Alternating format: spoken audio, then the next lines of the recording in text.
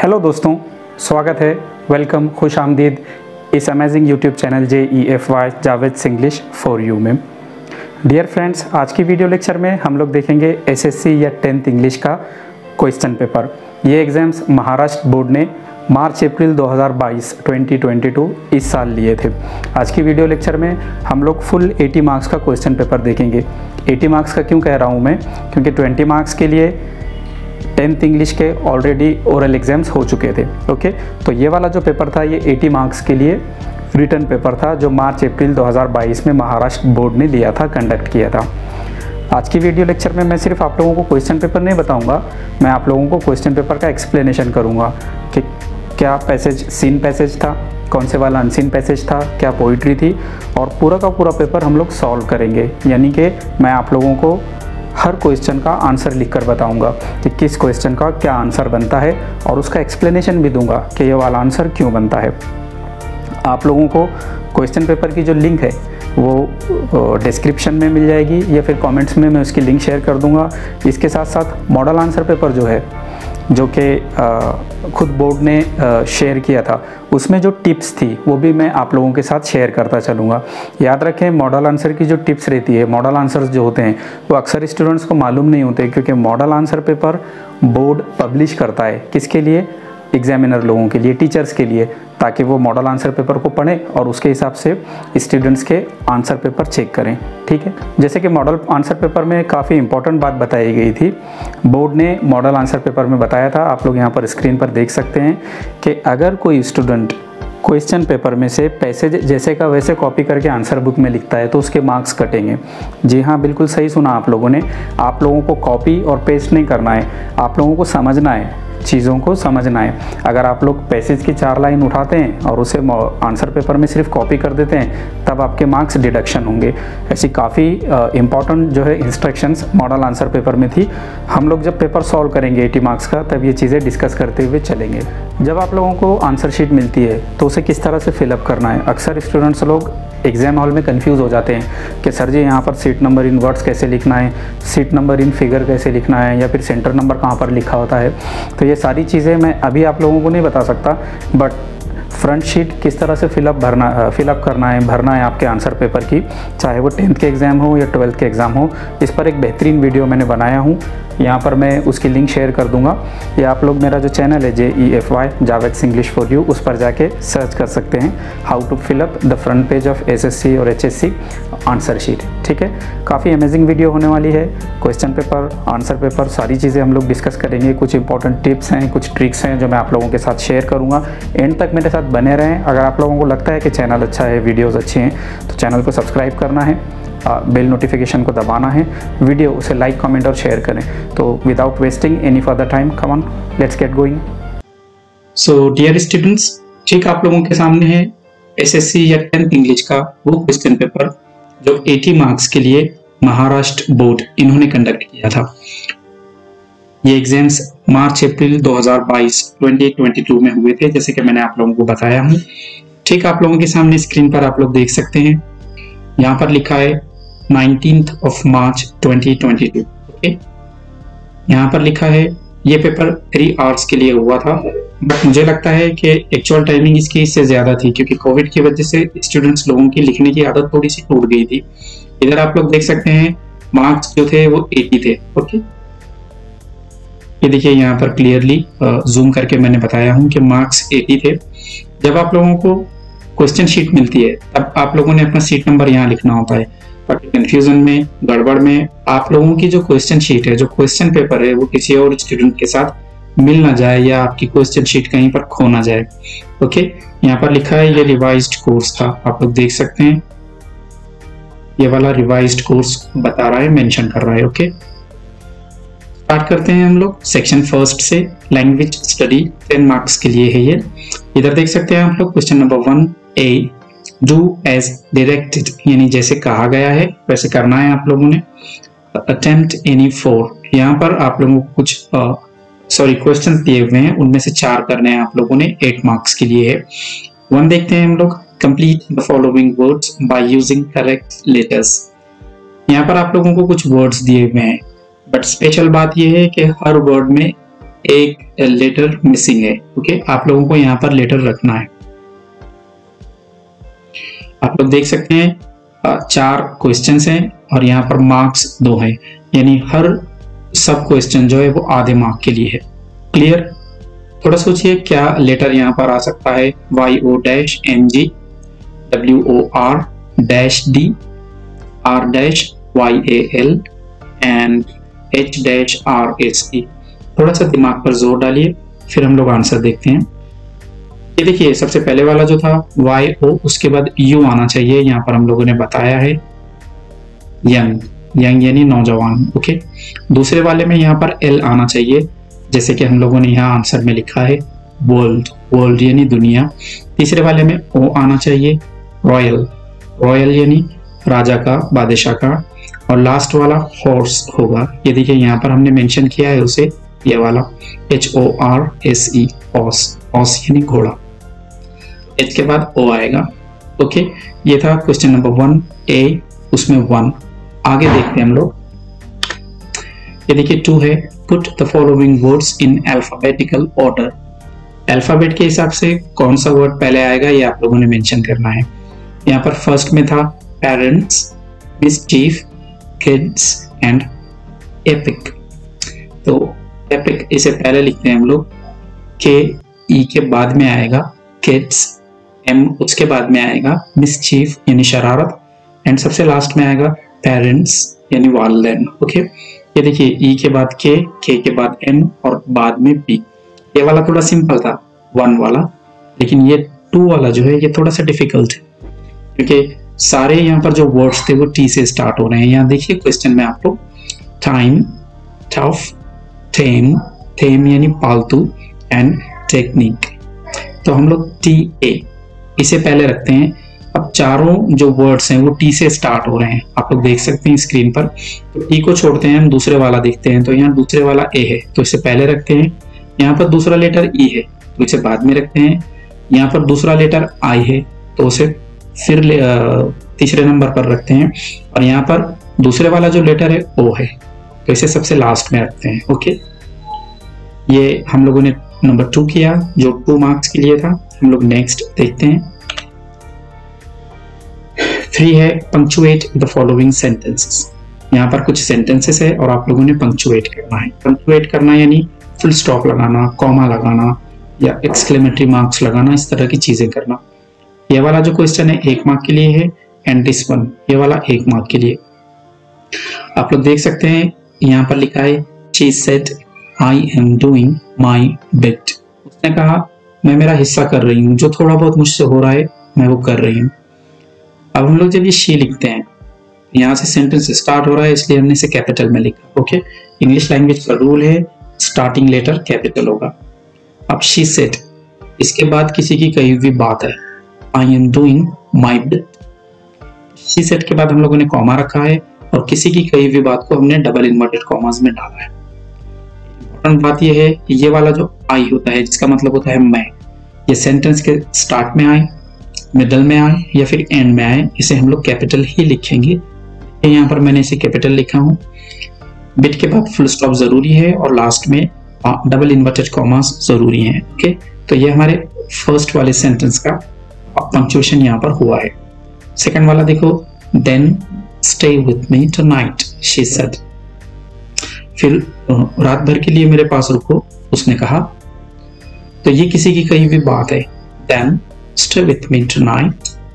तो इसे हम लोगों ने डबल इन्वर्टेड कॉमास में रखा है। ये देखिए यहाँ पर डबल इन्वर्टेड कॉमास है और यहाँ पर डबल इन्वर्टेड कॉमास है। अब यहाँ से सेंटेंस शुरू हो रहा है, इसलिए हम लोगों ने क्या किया, इसे कैपिटल टी से लिखा है। नाइट के बाद में हम लोगों ने कॉमा दिया और शी सेड लिखा है। शी सेड के बाद में सेंटेंस कंप्लीट होता है, यहाँ पर एक फुल स्टॉप जरूरी है, इसलिए हम लोगों ने यहाँ पर एक फुल स्टॉप रखा है। ओके, क्वेश्चन नंबर 1 का 3 भी यहाँ पर हम लोगों ने अटेम्प्ट किया है यानी उसे सॉल्व किया है, हल किया है। ओके, नेक्स्ट यहाँ पर देखिए नंबर 4 है, देख सकते हैं आप लोग, मेक 4 वर्ड्स। आप लोगों ने 4 वर्ड्स बनाने हैं। कोई भी वर्ड्स बना देंगे आप, कम, गो, ईट, ड्रिंक, चलेगा क्या? बिल्कुल नहीं चलेगा। फिर वर्ड्स कैसे बनाने हैं, minimum of 3 letters each. Her word जो आप लोग बना रहे हैं उसमें कम से कम 3 लेटर होने चाहिए, using the letters in the word. यहाँ पर जो लेटर लिखे हैं ये ग्रैंड डॉटर में। इन लेटर्स को यूज करके आप लोगों ने वर्ड बनाना है। जैसे यहाँ से आपने उठाया जी, यहाँ से उठाया ए, या फिर यहाँ से कोई और लेटर आपने लिया। इन लेटर्स को यूज करके ऐसे वर्ड्स बनाने हैं जो 3 लेटर से ज्यादा के हों। ओके, फॉर एग्जाम्पल यहाँ से आप लोगों ने ए लिया और यहाँ से टी लिया, एट यानी पर, तो ये नहीं चलेगा। एट इंग्लिश का वर्ड है, मैं मानता हूँ, लेकिन क्यों नहीं चलेगा? क्योंकि क्वेश्चन पेपर में इंस्ट्रक्शन है कि मिनिमम 3 लेटर का वर्ड बनाना चाहिए आपने, कम से कम 3 लेटर हो उसमें, और एट इसमें 2 लेटर होते हैं, तो ये नहीं चलेगा। देखिए यहाँ पर मैंने बनाया हूँ ग्रैंड, GR यहाँ से लिए हम लोगों ने, AND ग्रैंड यानी बड़ा। नंबर 2 है डॉटर, वो भी यहीं से ले लिया हम लोगों ने, DAUGHTER डॉटर। और नंबर 3 पे लिया हमने AND एंड। ये देखिए ये A, N और D 4 वर्ड्स बनाने हैं, तो नंबर 4 पे हमने बनाया रैट। कहाँ से? R, A और यहाँ वाला T लिया हम लोगों ने। ओके, 4 वर्ड्स बनाने थे आपको, 2 मार्क्स थे, यानी हर वर्ड पे आप लोगों को 1 मार्क मिलता है। ओके, और नेक्स्ट ये देखिए पेज नंबर 2 पे आए हैं हम लोग, यहाँ देख सकते हैं आप लोग पेज नंबर 2, और क्वेश्चन नंबर 5 है। इसे थोड़ा बड़ा करते हैं हम लोग, ये रहा 5। Write the related words as shown in the example. यहाँ पर एक एग्जाम्पल है, उसमें रिलेटेड वर्ड्स लिखना है। जैसे लाइफ, जिंदगी है, कैसी जिंदगी? हैप्पी लाइफ, खुश जिंदगी। तो ऐसे 4 वर्ड्स आप लोगों ने लिखना है। यहाँ पर 4 जो है तो स्पेसेस दिए हैं आपको, और 2 मार्क्स के लिए क्वेश्चन है, यानी आप लोगों को में हर आंसर पर आधा मार्क मिलेगा। इधर आधा, यहाँ पर आधा, इधर आधा और यहाँ पर आधा। ओके, सोचिए जरा, दिमाग पर जोर डालिए। लाइफ कैसे हो सकती है? हैप्पी, सैड भी हो सकती है, एक्साइटिंग हो सकती है, वंडरफुल हो सकती है, ब्यूटीफुल हो सकती है, अमेजिंग हो सकती है, अनबिलीवेबल हो सकती है। काफी चीजें आप लोग लिख सकते हैं। ये रहा answer, easy life, fast life, busy life and sad life. इस तरह से आप लोग लिख सकते हैं। जरूरी नहीं है कि आप लोग भी यही 4 वर्ड्स लिखें जो मैंने लिखा हूं, बट जो भी आंसर आपको सही लगता है आप लोग लिख सकते हैं। नंबर 5 यहाँ पर हमारा कंप्लीट हुआ है। नेक्स्ट देखते हैं number 6, complete the word chain of verbs. यहाँ पर आपको वर्ड की चेन पूरी करना है। ईट दिया है और 1 2 3 4 आपको यहाँ पे ब्लैंक्स दिए हैं, आप लोगों ने लिखना है। ओके, तो ये पूरी चेन बनेगी, एक ट्रेन बनेगी। Okay, eat the word chain of verbs. खास बात क्या है, यहाँ पर वर्ब ही लिखना है। जैसे ईट यानी खाना एक वर्ब है, तो यहाँ पर स्कूल नहीं लिख सकते आप, वर्ब ही लिखना पड़ेगा। ऐसा वर्ड जो एक्शन को बताता है यही लिखना पड़ेगा आपको। Add 4 words each beginning with the last letter of the previous word। और कोई भी 4 वर्ब नहीं रख सकते आप लोग, जैसे फाइट यानी लड़ना, प्ले यानी खेलना। यहाँ पर जो आप लोग वर्ड रखेंगे तो ऐसा वर्ब होना चाहिए जो टी से स्टार्ट होता हो, क्योंकि ये वाला टी पर खत्म हुआ। ओके, तो टी से हम लोग लिख सकते हैं ट्राई, TRY ट्राई। अब ये वाई पर खत्म हुआ तो अगला वाला वाई से स्टार्ट किया हमने, येल, येल यानी चिल्लाना। फिर ये एल पर एंड हुआ तब हमने एल से स्टार्ट किया, लॉफ, लॉफ यानी हंसना। और ये एच पर एंड हुआ तब हम लोग लिखते हैं हेजिटेट यानी हिचकिचाना, थोड़ा सा आगे पीछे सोचना। यहाँ पर ये चारों चीजें जो है तो वर्ब्स हैं। ओके, और चारों मतलब ये वाला जिस पर एंड हो रहा है वाई पर, तो अगला वाला वाई से स्टार्ट हो रहा है। ये जिस पर एंड हो रहा है एल पर, तब अगला वाला एल से स्टार्ट होता है। और वैसे ही यहाँ पर भी है। ओके, नंबर 6 अटेम्प्ट किया हम लोगों ने। आगे देखते हैं हम लोग बी। ओके, क्वेश्चन 1 के बी पर आ गए हम लोग। अब तक तो सब ठीक जा रहा है। डू एज डायरेक्टेड, डायरेक्ट करना यानी हिदायत देना, इंस्ट्रक्शन देना। जैसे इंस्ट्रक्शन आप लोगों को दी गई है वैसे ही करना है। 2 मार्क्स के लिए क्वेश्चन है। 1 देखते हैं हम लोग, अटेम्प्ट एनी 1 यानी इन दोनों में से एक करना है। तो ए है make a meaningful sentence by using the phrase. एक बामायनी जुमला बनाना है आपने, ऐसा सेंटेंस बनाना है जिसका कुछ मतलब निकलता हो। और उसमें क्या यूज करना है आपने? टू रन अवे, इस फ्रेज को यूज करना है। फ्रेज किसे कहते हैं? Group of words. जैसे ये ग्रुप ऑफ वर्ड्स है तो इसे फ्रेज कहेंगे। रन अवे भाग जाना। क्या जुमला बना सकते हैं आप लोग? टू रन अवे, कुछ भी लिख सकते हैं आप लोग। I want to run away from my troubles, मैं अपनी मुसीबतों से दूर भाग जाना चाहता हूँ। Wanted to run away from her enemies, वो अपने दुश्मनों से दूर भाग जाना चाहती थी। ये कुछ लिख सकते हैं आप लोग। मकसद क्या है हमारा? ये वाला फ्रेज यूज हो जाना चाहिए। यहाँ पर देखिए, he never wanted to run away, कि वो भागना कभी नहीं चाहता था, जो कि काफी अच्छा जुमला है। अब यहाँ पर देखिए, कोई एक करना था दोनों में से, बट आप लोगों को एक्सप्लेन करने के लिए, समझाने के लिए मैंने दोनों किया हूँ। बी वाला है add a clause to the following sentence। Clause यानी थोड़ा सा कॉम्प्लिकेटेड है, ये एक सेंटेंस जैसी चीज होती है, इतना याद रख लो बस। सेंटेंस तो नहीं होता, सेंटेंस जैसी चीज होती है। तो नीचे एक जुमला दिया गया है आपको, ये वाला, उसमें क्लाउज लगाना है टू एक्सपैंड इट मीनिंगफुली, ताकि ये जुमला और बड़ा हो जाए। एक्सपैंड हो जाए यानी बड़ा हो जाए।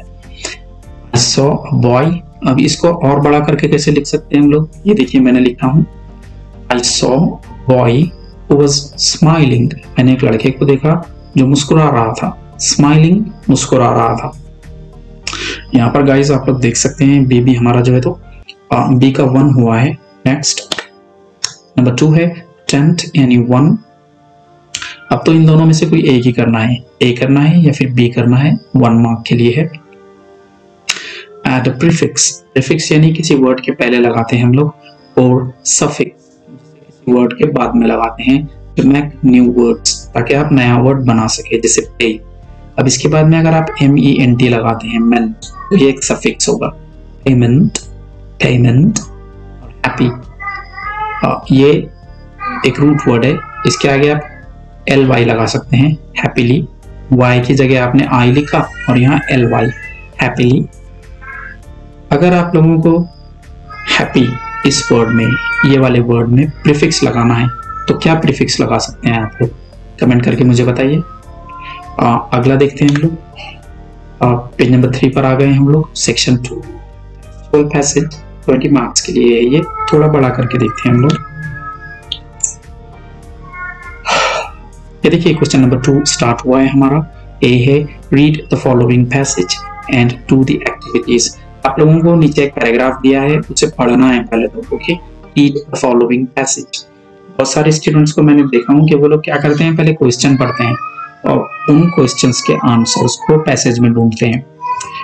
अब देखो, अगर आपके सामने 10 क्वेश्चन है तो आपको क्या करना पड़ेगा? अगर आप पहले क्वेश्चन पढ़ रहे हैं तो 10 बार क्वेश्चन पढ़ना पड़ेगा और 10 बार पैसेज पढ़ना पड़ेगा। तो आप लोग पहले क्या करें, मेरी ओपिनियन है, मेरी राय है कि आप पहले पैसेज को पढ़ लें, तो आपको जवाब मिल जाएगा। अगर आपको जवाब नहीं मिलता है तो एटलीस्ट ये होगा कि आपको पता चल जाएगा कि जवाब किधर है, आंसर किधर है। ओके, 10 मार्क्स के लिए है ये। तो एक्टिविटीज करना है हम लोगों को, देख सकते हैं आप लोग। Read the following passage and do the activities.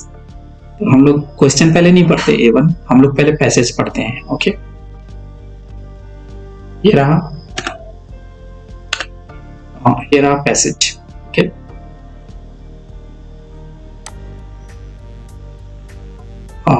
यहाँ पर इसे मैं थोड़ा सा एक्सप्लेन भी करता चलूंगा ताकि आप लोगों को समझने में आसानी हो। आफ्टर अ हार्टी लंच, यानी काफी अच्छा लंच करने के बाद, my parents and my younger sisters lay down for an afternoon nap. Nap कहते हैं थोड़ी देर सो जाने को, जब लेना। तो राइटर कह रहा है कि लंच के बाद मेरे जो वालिदैन और मेरी छोटी बहनें, वो सब थोड़ा पड़ गए, लेट गए एक लेने के लिए। And I settle down with a story book, और मैं एक कहानियों की किताब लेकर बैठ गया। Clear? Quiet afternoon presented the perfect backdrop reading an adventure story। जो दोपहर थी काफी शांत थी, काफी खामोश थी और एक परफेक्ट थी वो इस चीज के लिए, वो दोपहर काफी अच्छी थी एक एडवेंचर स्टोरी पढ़ने के लिए। ओके, हमारा जो राइटर है तो वो यहाँ पर कुछ कहानी पढ़ने के लिए बैठ गया। The silence was occasionally broken by the sound of my family snoring। खामोशी बीच बीच में डिस्टर्ब हो रही थी आवाज से। कौन सी आवाज आ रही थी भाई? वहां पर राइटर की फैमिली खर्राटे मार रही थी। स्नोरिंग, खर्राटे मारना। The intermittent chirping of house sparrows। Sparrow कहते हैं चिड़िया को, और हाउस स्पैरो ऐसी चिड़िया को कहते हैं जो आमतौर पर हमारे घर के आसपास होती है। कॉमन चिड़िया है एक, तो वो चहचहा रहे थे। Harsh cawing of a cow, sorry crow, और बहुत तेज आवाज में एक कौवा काएं काएं कर रहा था। The shrill call of a kite flying high above the ground, तेज आवाज में एक बाज जो चिल्ला रहा था। और मैदान के ऊपर आसमानों में। Minutes ticked by, टिक टिक टिक टिक घड़ी करती रही, मिनट गुजरते रहे। I became deeply absorbed in the book, और राइटर किताब में खो गया, मतलब काफी ध्यान से पढ़ने लगा। Okay. Suddenly I heard a group of street dogs barking furiously in the distance. अचानक मैंने सुना कि कुछ गली के डॉगी थे, उन्होंने भौंकना शुरू किया खतरनाक स्टाइल में कुछ दूरी पर। ओके, समझ रहे हैं ना आप लोग? राइटर एक किताब पढ़ रहा है और उसे गली से कुछ डॉगीज की बार्किंग की आवाज आ रही है, भौंकने की आवाज आ रही है। I chose to ignore the commotion, thinking that the pack of dogs might have cornered a hapless pig. तो मैंने सोचा कि भैया चलो इसे इग्नोर करते हैं, छोड़ो इसे, ये जो शोर शराबा है इसके चक्कर में मत जाओ, अपन कहानी पढ़ेंगे। इसे राइटर ने सोचा। क्या सोचा उसने? कि कुछ डॉगीज होंगे तो उन्होंने किसी पिग को, किसी जानवर को जो है तो घेर लिया होगा, ऐसे कुछ सोचकर उसने, राइटर ने डिसाइड किया कि मैं बाहर जाके नहीं देखता हूँ। Soon the barking became louder and more aggressive. लेकिन कुछ देर बाद उनका भौंकना और जोर से हो गया और खतरनाक स्टाइल में वो भौंकने लगे। And the alarmed cawing of a flock of crows added to the cacophony. और कुछ डरे हुए जो कौवे थे, जो अलर्ट कौवे थे, उनके झुंड ने क्या किया? वो जोर जोर से चिल्लाना शुरू किया। Added the cacophony, और cacophony का मतलब होगा आवाजें।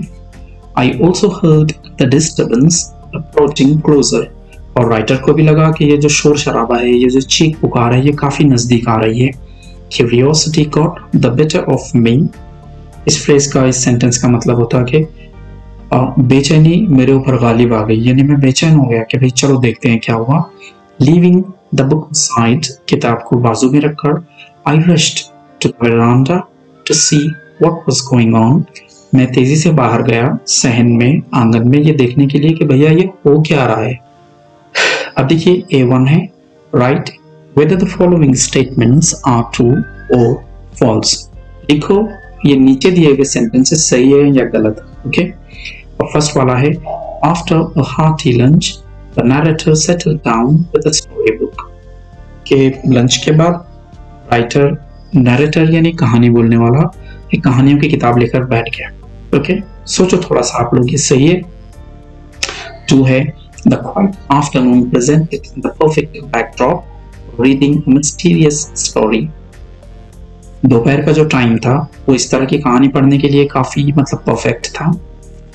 The narrator ignored the commotion first, ये जो शोर था राइटर ने पहले इसको इग्नोर किया। सही है या गलत है? The narrator rushed to the veranda see where its family was. Narrator आंगन में ये देखने गया था कि उसके परिवार के लोग कहाँ पर हैं। 1 2 3 4 4 हैं, 2 मार्क्स के लिए।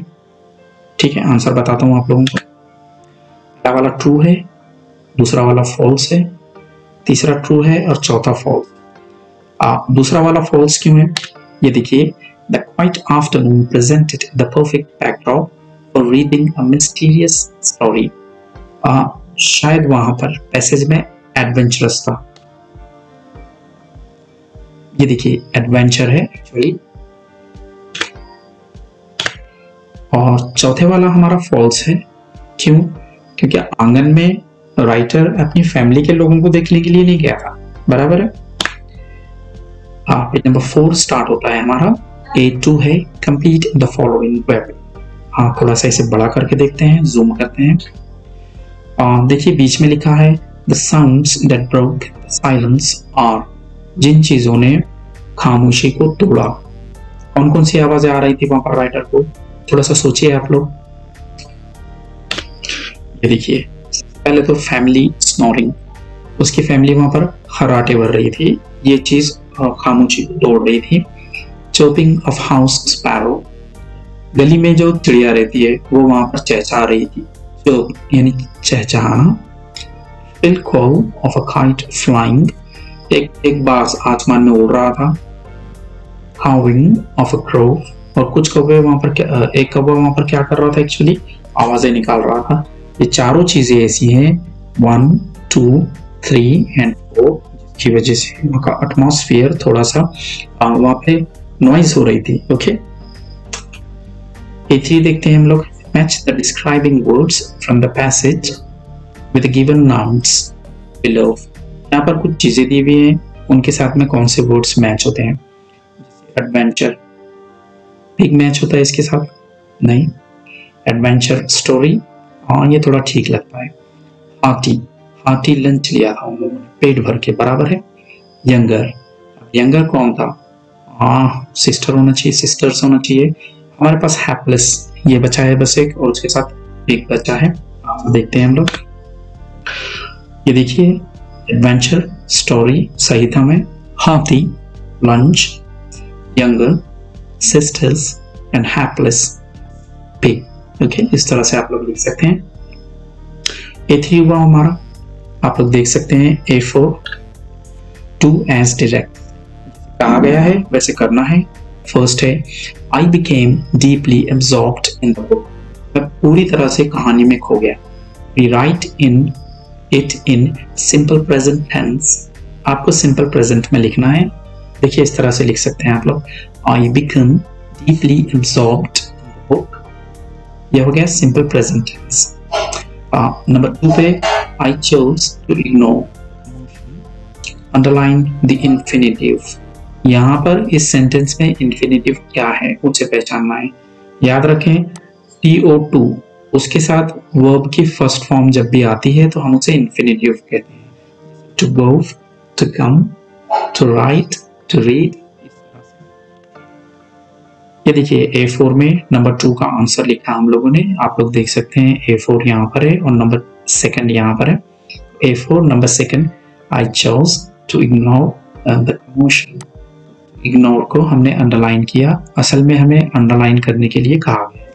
ओके, A4 के बाद नंबर आएगा A5, पेज नंबर 5 पर A5 है पर्सनल रिस्पॉन्स। थोड़ा बड़ा करके देखते हैं हम लोग। ये क्वेश्चन काफी सिंपल है, मेरा फेवरेट है। किस तरह से इसका आंसर लिखना है, आपको अपनी राय बताना होती है, अपनी ओपिनियन देना होती है यहाँ पर। Personal response, okay. Which type of story do you like to read, इस तरह की कहानियां पढ़ना आपको पसंद है। ओके, व्हाई और क्यों। जैसे आप लिख रहे हैं कि मुझे फनी स्टोरीज पसंद है, तो वजह भी बताना है आप लोगों को, क्योंकि 2 मार्क्स के लिए है। सिर्फ आप लोग थोड़ा सा लिख देंगे और 2 मार्क्स मिल जाएंगे, अगर आप ऐसे सोचते हैं तो गलत है आप। ओके, तो एक 4-5 लाइन में, 5-6 लाइन में आप लोग आंसर लिख सकते हैं। I like to read adventure stories, मुझे एडवेंचर की कहानियां पढ़ना पसंद है। देयर आर 2 रीजंस, 2 वजूहात हैं, 2 रीजंस हैं। First is when you read them get thrilled and excited, पहली वजह तो यह है कि जब आप उसे पढ़ते हैं तो काफी एक्साइटमेंट आता है, आप काफी थ्रिल्ड हो जाते हैं। ओके, मजा आ जाता है। The second is, और दूसरी वजह है, such stories generally have a very good moral lesson, इस तरह की कहानियों में आमतौर पर काफी अच्छी सीख दी हुई होती है, एक सबक सीखने मिलता है हम लोगों को। So I prefer, तो मैं पसंद करता हूँ, them over other kind of stories, मैं एडवेंचर स्टोरीज को ज्यादा पसंद करता हूँ दूसरी स्टोरीज के कंपैरिजन में। ओके, A5 यहाँ पर हमारा कंप्लीट हुआ है। नेक्स्ट देखते हैं हम लोग। B स्टार्ट होता है, B में है read the following passage and do the activities, नीचे दिया हुआ पैसेज पढ़ना है और आप लोगों ने एक्टिविटीज करना है। एक बार कहता हूँ पैसेज पहले पढ़ना है, क्वेश्चंस पर नहीं जाना है आप लोगों ने। ओके, 10 मार्क्स के लिए है। अब यहाँ पर ये क्वेश्चन है तो इसे तो अभी पढ़ना ही नहीं है, हम लोग पैसेज स्टार्ट करते हैं। दैट वाज मीना, वो मीना थी। He stayed alone in an apartment as her parents lived in Delhi. वो एक अपार्टमेंट में अकेली रहती थी, alone यानी अकेली, क्योंकि उसके जो वालिदैन थे वो रहते थे दिल्ली में। Okay, he was an only child and had the habit of complaining. वो इकलौती थी, इसलिए उसे कंप्लेन करने की आदत थी about anything and everything. किसी भी चीज के बारे में ये लड़की मीना बस कंप्लेन करती रहती थी। Naturally, wasn't a very pleasant company. तो फिर जाहिर सी बात है वो कोई अच्छी कंपनी नहीं थी, वो कोई अच्छी दोस्त नहीं थी जो हमेशा शिकायत करते रहता है। ऐसा दोस्त आपको पसंद है क्या? नहीं। Nobody wanted to visit her. और कोई नहीं चाहता था उससे मिलना, मुलाकात करना। One day, फिर एक दिन क्या हुआ? Meena was transferred to Bombay. उसका ट्रांसफर हो गया, वो बेचारी बॉम्बे चली गई। एंड soon we all, और फिर जल्दी क्या हुआ, हम सब ने कहाँ चला गया? We all forgot about her. हमने उसके बारे में भूल दिया। फर्स्ट पैराग्राफ में ये बताया है कि एक लड़की मीना थी जो कंप्लेन करती रहती थी और बाद में उसकी ट्रांसफर हो गई और हमने उसके बारे में भूल दिया। Many years later, कई साल गुजर गए, I found myself caught in the rain at Bombay's Flora Fountain. कई साल बाद ऐसा हुआ कि मैं अटक गई, अचानक बारिश शुरू हो गई बॉम्बे के फ्लोरा फाउंटेन के पास। It was pouring, बहुत जोरदार बारिश हो रही थी, and I didn't have an umbrella, और मेरे पास छतरी नहीं थी। I was standing near Akbar Ali's, तो मैं खड़ी थी, अकबर अली की कोई दुकान थी शायद वहां पर। पॉपुलर डिपार्टमेंट स्टोर, एक स्टोर था actually. Waiting for the rain to subside, और इंतजार कर रही थी कि बारिश थोड़ी सी कम हो। सडनली आई स्पॉट मीना, अचानक मुझे मीना दिखी। My first reaction was to run, सबसे पहला जो मेरे जहन में ख्याल आया वो ये ख्याल आया कि भागो यहाँ से। इवन इन दैट पाउरिंग रेन, भले ही बारिश हो रही थी बट मैं वहां से भागना चाहती थी मीना को देख। अरे भाई, अगर आपका भी कोई ऐसा फ्रेंड है जो बार बार कंप्लेन करते रहता है तो आप भी उससे बोर हो जाएंगे, आप सोचेंगे यार ये ना मिले तो अच्छा है। Okay, I was anxious avoid being seen bye हर, और मुझे काफी फिक्र हो रही थी किसी तरह से इसको टाल देना है, इसने मुझे देखना नहीं चाहिए। Having to listen to her never ending complaints, और अगर उसने मुझे देख लिया तो उसकी कंप्लेंट सुनना पड़ेगी, कंप्लेंट जो कभी बंद नहीं होती है। However, I couldn't escape, but मैं वहां से भाग नहीं सकी। She had already seen me and caught hold of my hand. Meena ने मुझे पहले ही देख लिया था और अब तो उसने मेरा हाथ भी पकड़ लिया था। Warmly, मतलब काफी एक्साइटेड होकर। What's more, she was very cheerful. और तो और वो बहुत ज्यादा खुश थी। Cheerful, वो बहुत ज्यादा खुश थी। देखिए यहाँ पर हम लोगों को एक्टिविटीज करना है। तो B1 में फर्स्ट है मीना स्टेड अलोन एज, क्यों अकेली रहती थी वो, यहाँ पर रीजन लिखा हम लोगों ने। Meena stayed alone as her parents lived in Delhi, उसके पेरेंट्स दिल्ली में रहते थे। नंबर 2 पर है, सेकंड है मीना हैड द हैबिट, किसकी आदत थी उसे, आप लोग देख सकते हैं। Meena had the habit of complaining about anything and everything, किसी भी चीज के बारे में कंप्लेन करने की मीना को आदत थी। थर्ड वाला है the narrator was caught in, writer कहाँ फंस गया था, देख सकते हैं हम लोग। the narrator was caught in the rain, बारिश में। लास्ट वाला है seeing Meena, the narrator's first reaction was, Meena को देखकर नैरेटर का जो फर्स्ट रिएक्शन था वो क्या था। Seeing Meena, the narrator's first reaction was to run. यहाँ से ये उसका पहला रिएक्शन था। B कर रहे हैं हम लोग। B1 जो था वो 2 मार्क्स के लिए था, उसके चारों सब क्वेश्चंस हमने किए। तो हम लोग देखते हैं B2 क्या है। ये रहा पेज नंबर 6 और ये रहा B2। थोड़ा सा बड़ा करके लिखते हैं हम लोग। डिस्क्राइब मीना's कैरेक्टर, मीना के कैरेक्टर पर आपको लिखना है, 2 मार्क्स आपको मिलेंगे। मोटा मोटा क्या जानते हैं हम लोग कि वो इकलौती लड़की थी, हर चीज पर वो कंप्लेन करती थी, उसके फ्रेंड्स शायद उससे तंग आ गए थे और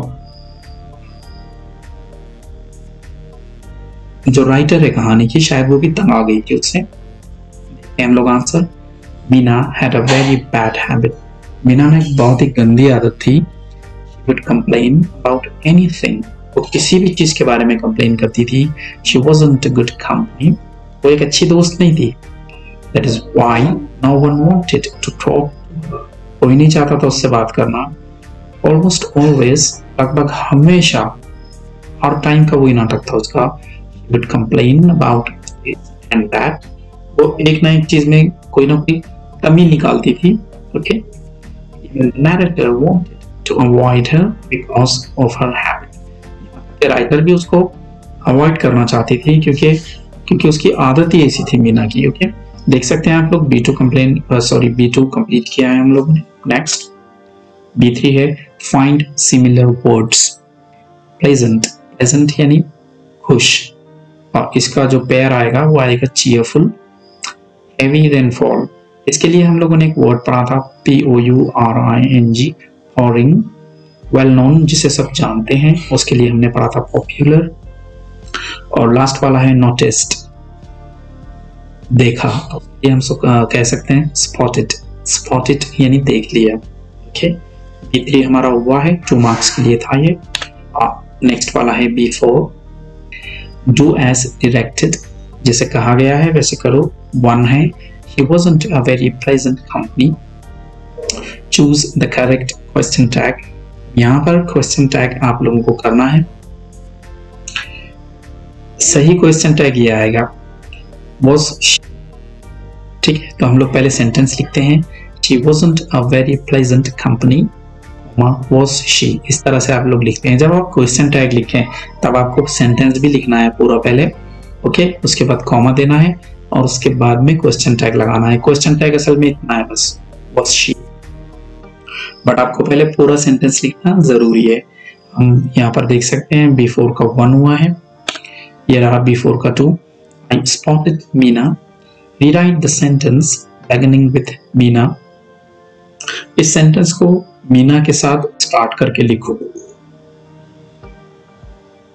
अगर आप लोग इसे पैसिव करते हैं तो ये ऑटोमेटिकली मीना से स्टार्ट होगा। ये देखिए मैंने लिखा हूं Meena was spotted by me। Okay, active होगा I spotted Meena और पैसिव होगा Meena was spotted by me।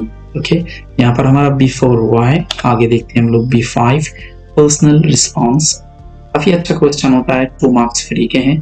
खाली आप लोगों ने अपनी ओपिनियन लिख देना है कि भाई मैं क्या सोचता हूँ, मैं क्या मतलब मेरी क्या ओपिनियन है। Okay, in your opinion how should a friend be, आपके हिसाब से एक दोस्त कैसा होना चाहिए। ओके, काफी कुछ लिख सकते हैं हम इस टॉपिक पर, बट इतना टाइम नहीं है हमारे पास में, एग्जाम में इतना टाइम नहीं होगा। तो 2 मार्क के लिए आप लोगों ने 5-6 लाइन्स लिखना है। ये दोस्त कैसा होना चाहिए, यहाँ पर देखते हैं हम लोग। In my opinion, a friend should be honest. Okay, honest नहीं बोलना है, इसे साइलेंट होता है एक्चुअली। मेरी राय में एक फ्रेंड ईमानदार होना चाहिए, एंड डाउन टू अर्थ, और कैसा होना चाहिए, सिंपल होना चाहिए, उसमें घमंड नहीं होना। He shouldn't be complaining, और उसने हर बात में कंप्लेन नहीं करना चाहिए। I think a friend should try to understand others. एक दोस्त ने दूसरों को समझने वाला होना चाहिए। Okay, A friend should also encourage and motivate others. दोस्त ने दूसरों को हिम्मत दिलाना चाहिए, उनका हौसला बढ़ाना चाहिए। And he should also have positive attitude towards life. जिंदगी को लेकर उसकी जो सोच है वो पॉजिटिव होनी चाहिए। इतने सारे मेरी ओपिनियन में दोस्त में कैरेक्टर्स होना चाहिए, कैरेक्टरिस्टिक्स होना चाहिए। ओके, B5 हुआ हमारा, और यहाँ पर हमारा क्वेश्चन नंबर 2 कंप्लीट हुआ है।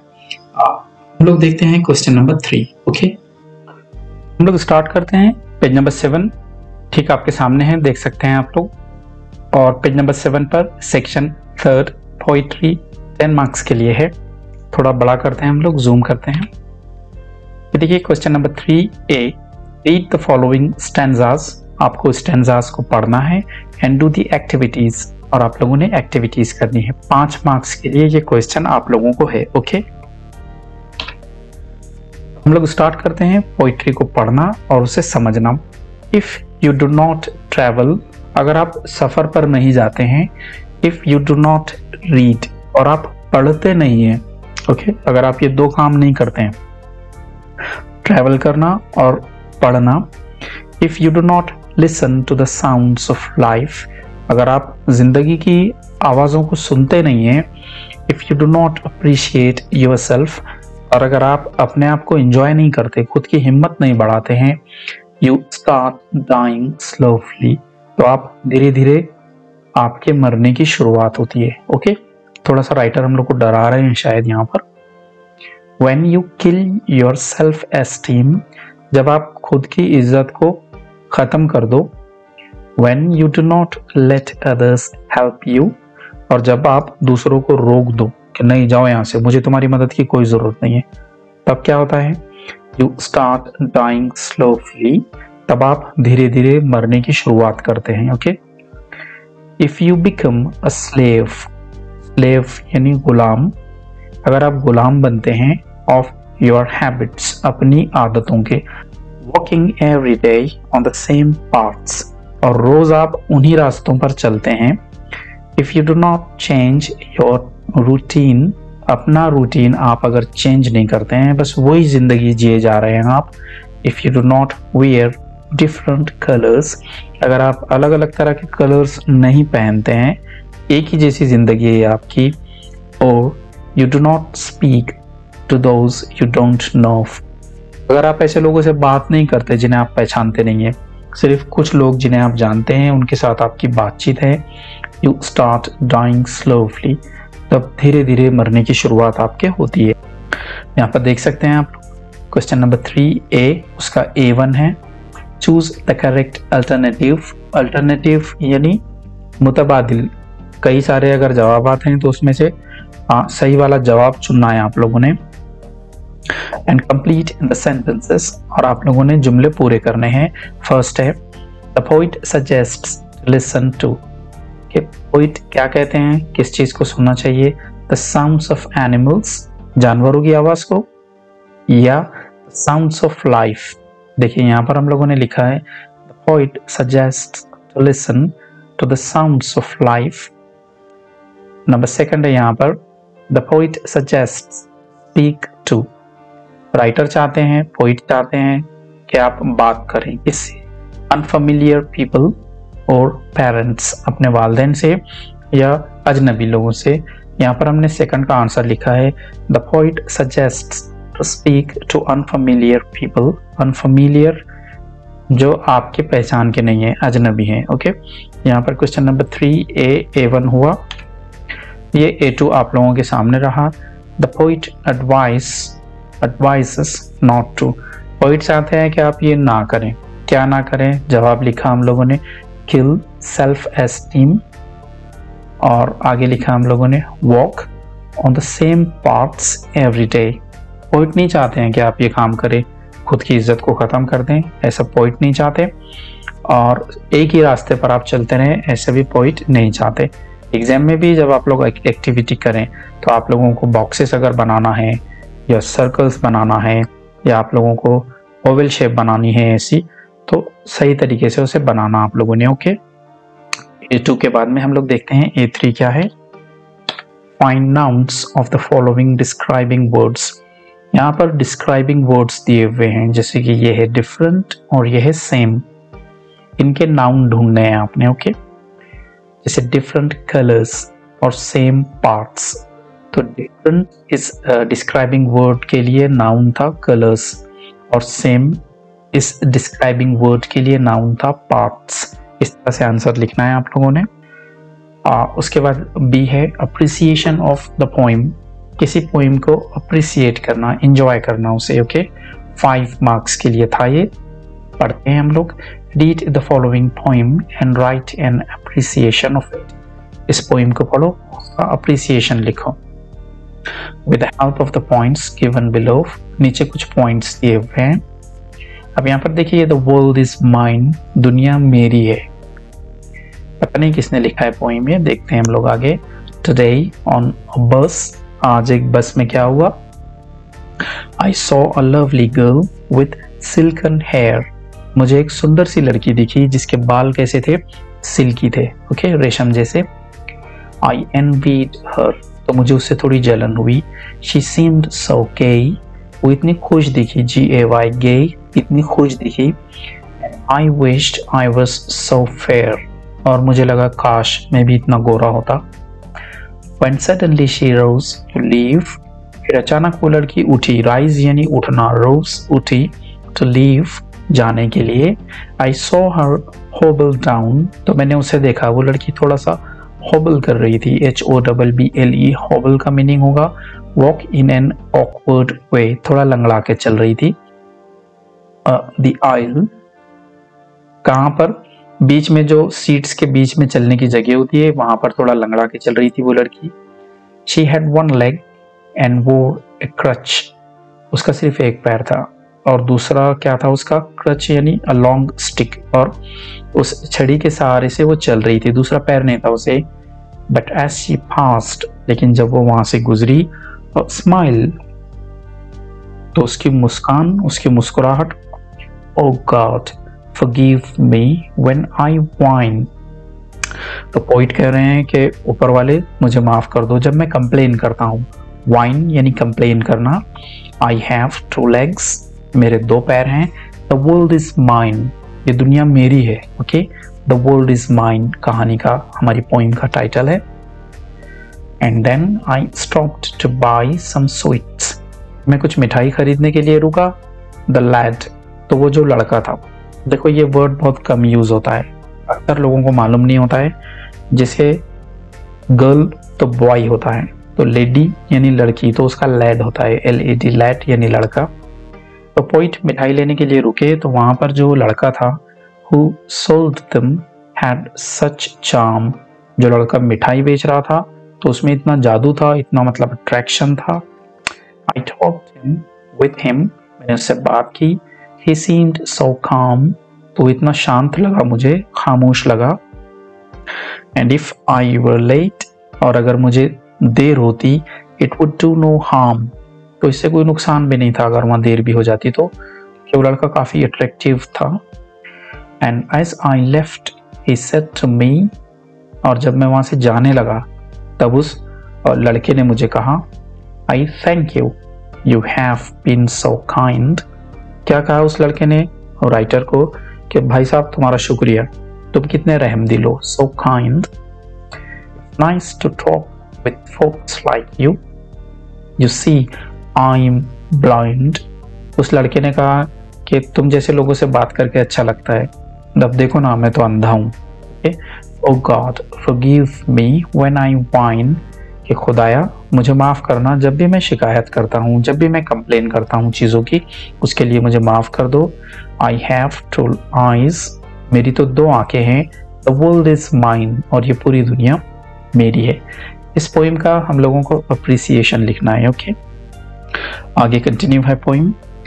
Later, walking down the street, I saw a child with eyes of blue, फिर जाते हुए गली से मैंने एक लड़के को देखा, एक बच्चे को देखा जिसकी ब्लू आंखें थी। He stood and watched the others play, तो वहाँ खड़ा था वो बच्चा और दूसरों को खेलते हुए देख रहा था। It seemed he knew not what to do, ऐसा लग रहा था उसे पता नहीं था कि आगे क्या करना है। Okay, I stopped a moment, then I said, तो मैं थोड़ा वहाँ पर रुका और फिर मैंने बोला, Why don't you join the others dear, कि बेटा तुम भी जाओ उनके साथ खेलो। He looked ahead without a word, तो उसने बिना कुछ बोले आगे देखा। And then I knew he could not hear, और फिर मुझे पता चला कि यार इसे तो सुना ही नहीं देता है। Okay, Oh God, forgive me when I whine, खुदाया मुझे माफ करना जब मैं शिकायत करता हूँ। I have two ears, the world is mine, मेरे तो दोनों कान सलामत हैं, अच्छे हैं, ये पूरी दुनिया मेरी है। Legs to take me where I'll go, जहाँ मुझे जाना है, मेरे पास पैर हैं जाने के लिए। With eyes to see the sunset's glow, मेरे पास आंखें हैं देखने के लिए कि सूरज जब डूबता है तो कैसी उसकी चमक होती है। Okay, With ears to hear what I would know, कान हैं सुनने के लिए, मुझे जो भी जानना होता है तो मैं सुन सकता हूँ। Oh God, forgive me when I whine, I am blessed, कि मुझ पर तो तुम्हारी रहमत है। गॉड, इंडीड, असल में, the world is mine, Joy Lovelett Crawford इस पोइम के पोइट हैं। अब यहाँ पर देखो ये पोइम कंप्लीट हुई है। किन पॉइंट्स के बेसिस पर हम लोगों को पोइटिक अप्रिसिएशन लिखना है? पोइटिक अप्रिसिएशन यानी पोइम के बारे में थोड़ी सी डिटेल लिखना होती है। तो ये पॉइंट्स के बेसिस पर लिखना है कि पोइम का टाइटल क्या है, इसके लिए आप लोगों को आधा मार्क मिलेगा। नेम ऑफ द पोइट क्या है, इसके लिए आधा मार्क मिलेगा। राइम स्कीम क्या है, इस पर 1 मार्क मिलेगा। और फिगर ऑफ स्पीच एनीवन, इस पर 1 मार्क है। थीम और central idea in 2 to 3 lines, इस पर 2 मार्क्स है। देखिए ये वाला जो पेज है ये क्वेश्चन पेपर से नहीं लिया गया है। ये एक्चुअली महाराष्ट्र बोर्ड की तरफ से मिलने वाला मॉडल आंसर पेपर था, उसमें बताया गया था किस चीज पर कितने मार्क्स हैं। तो टोटल ये 5 मार्क के लिए क्वेश्चन था। अगर आप लोगों को पता नहीं है कि पोइटिक अप्रिसिएशन किस तरह से लिख सकते हैं, तब ये एक वंडरफुल वीडियो है मेरी, स्क्रीन पर देख सकते हैं आप लोग।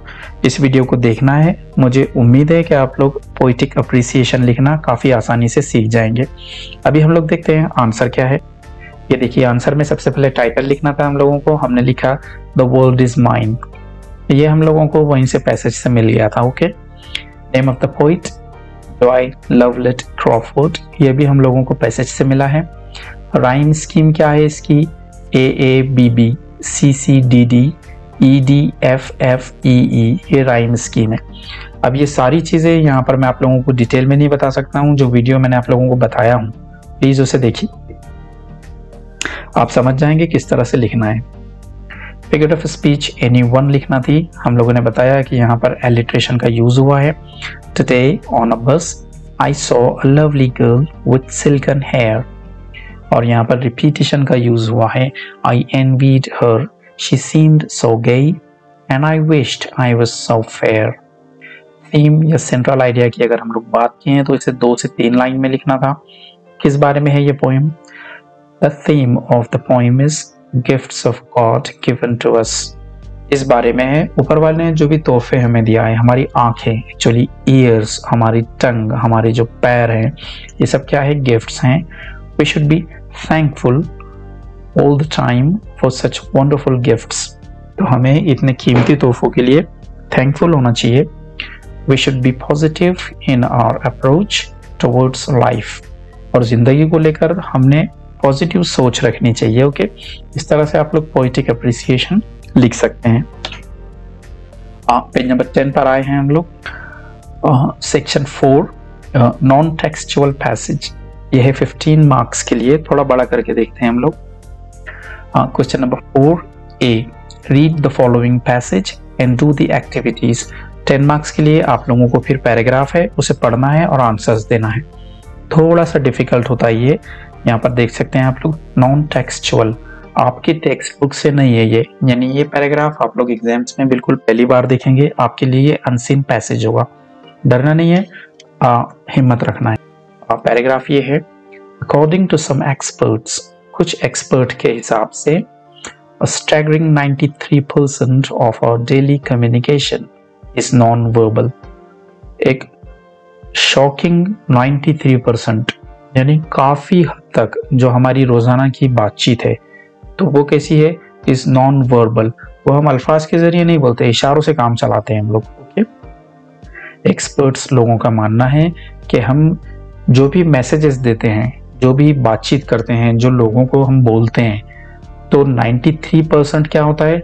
जुबान से काम नहीं लेते हम। कभी हाथ हिला दिए, कभी आंख से इशारा कर दिए, कभी होठ हिला दिए, ठीक है, कभी सर हिला दिए, इस तरह से काम चलाते हैं हम लोग। Facial expressions are easy to decipher, और फेशियल एक्सप्रेशन जो है, हमारे चेहरे के जो तासुरात हैं, वो काफी आसान होते हैं समझने के लिए। One can readily detect happiness, sadness, anger, आसानी से पता चलता है खुशी या फिर गम या फिर गुस्सा। Physicians can tell a patient is doing well or not by looking at his or her face. Doctors भी सिर्फ पेशेंट का फेस देखकर, चेहरा देखकर बता सकते हैं कि उसको कैसे लग रहा है। ओके, मतलब वो इम्प्रूव हो रहा है, अच्छा हो रहा है, नहीं। आई contact is another type of non verbal communication. ये आंखों में देखते हैं, ओके, तो ये भी एक तरह का कम्युनिकेशन है, which can tell a lot about the other person, और इससे दूसरे के बारे में काफी कुछ हमें जानने मिलता है। The eyes conveying a range of emotions, happiness, sadness, boredom, surprise, confidence. आंखें कई तरह की चीजों को बताती हैं, जैसे कि खुशी बताती है, उदासी बताती है, आंखें बताती है कि आप बोर हो गए किसी चीज से वगैरह। इवन इमोशनल इंटरेस्ट, और आप किस चीज में इंटरेस्टेड है ये भी आंखों से पता चलता है। Staring at someone's forehead may intimidate the recipient।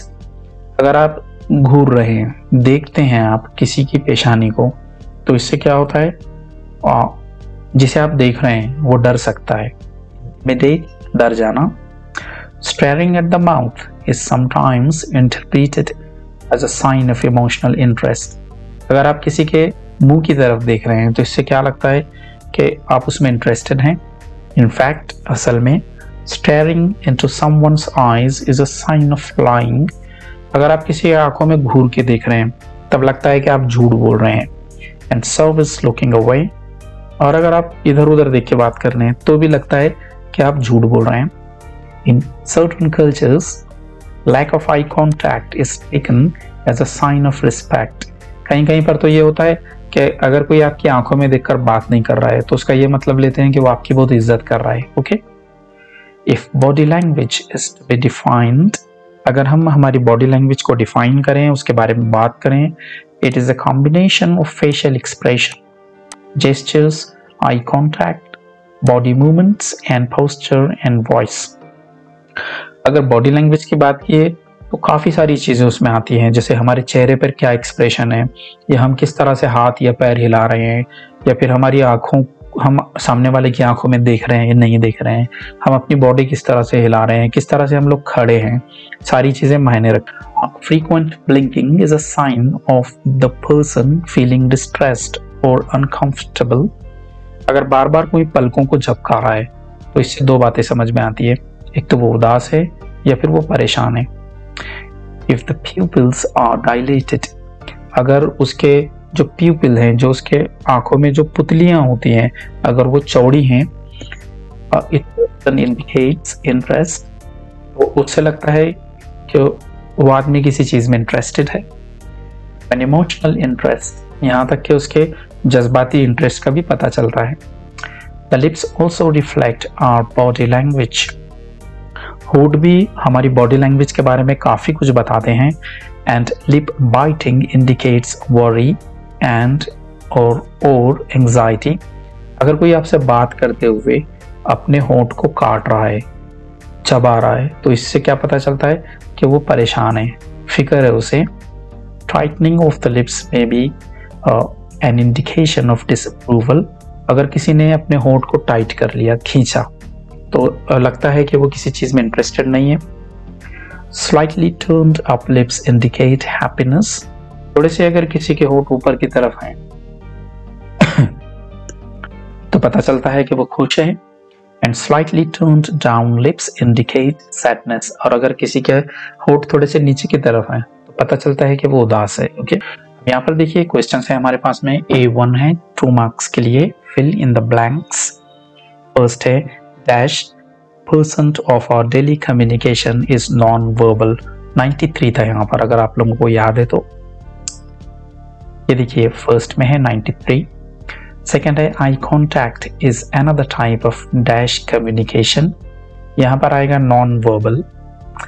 frequent blinking is a sign of the person feeling, यहाँ पर आएगा distressed और uncomfortable।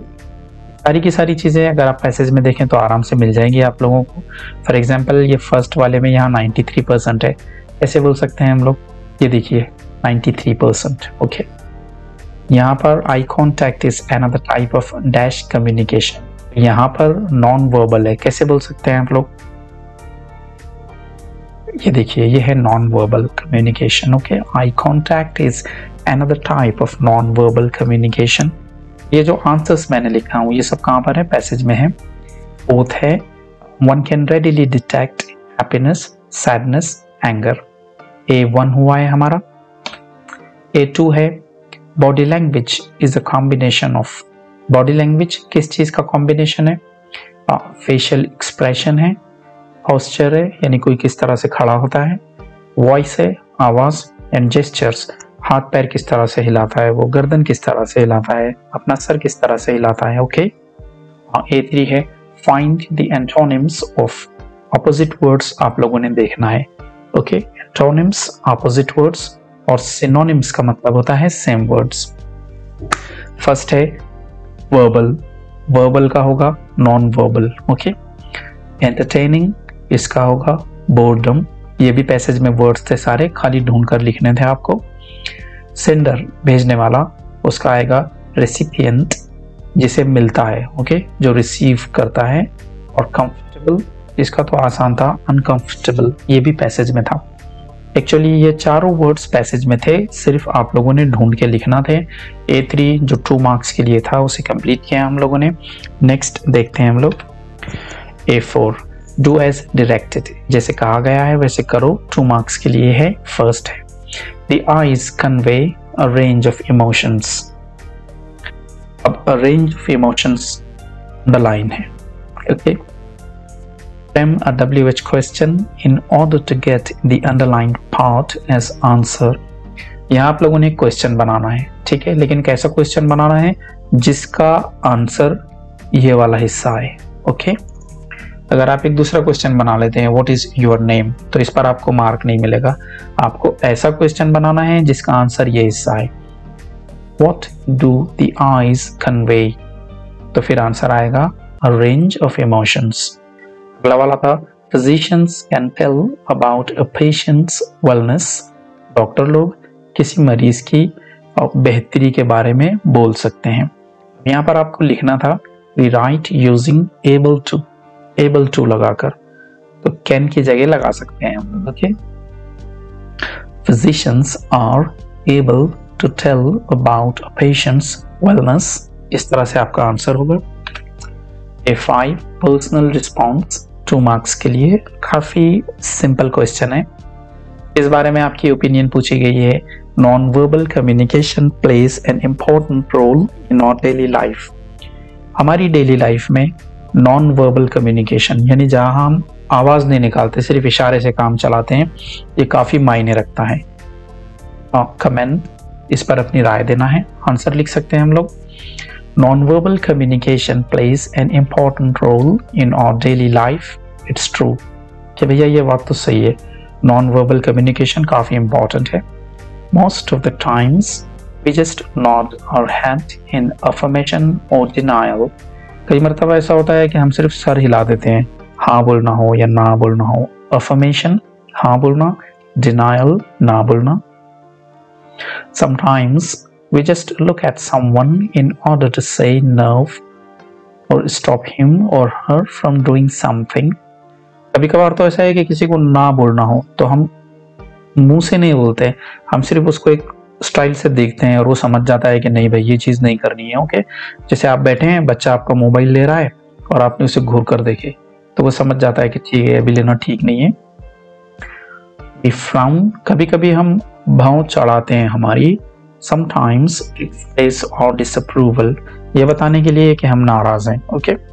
देखिए पर्सनल रिस्पॉन्स के हिसाब से 2 मार्क्स के हिसाब से इतना लिखना काफी है। आगे देखते हैं हम लोग। बी है समरी राइटिंग। अब समरी जब आप लोग लिखें, एक बात का ध्यान देना है कि समरी एक्चुअल पैसेज का 1/3 होती है, यानी एक्चुअल पैसेज अगर आप लोगों का 18 लाइंस का है तो समरी 6 लाइंस की होगी। 5 मार्क्स के लिए लिखना है। और समरी लिखने में आप लोगों ने ध्यान देना है कि समरी वही वर्ड्स या वही सेंटेंसेस आप लोगों को कॉपी नहीं करना है, उसे अपने हिसाब से लिखना है। ओके। तो यहाँ पर इंस्ट्रक्शन है read the passage given in question number 4A। जो पैसेज आपको दिया गया था वही नॉन वर्बल कम्युनिकेशन वाला, उसे पढ़ना है। And write a summary of it, और उसकी समरी लिखना है।